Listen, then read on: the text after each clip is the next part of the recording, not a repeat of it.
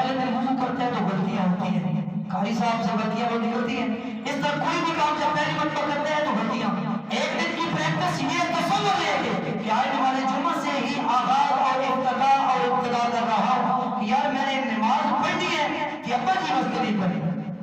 अम्मी जी वास्ते नहीं, भाई जी वास्ते नहीं, गुलामा वास्ते नहीं, लोगों वास्ते नहीं, बल्कि मैंने नमाज पढ़नी है। वक्त भी कीते, काम भी छोड़े, सारे वक्त इत्तेराम के घर में आ गया के पास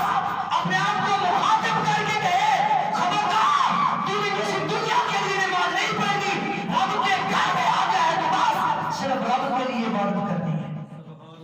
फरमाते थे वो हज़रत बुल्ले शाह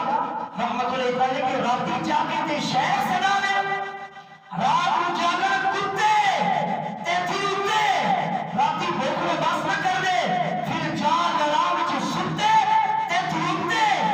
यार कभी वांगूर न छड़ दे भावे 100 पैर जुटे तेथी उठते उठ बोलिया यार मना दे लेकिन बाज ले गए कुत्ते तेथी उठते राती जाके ते शहर सदाने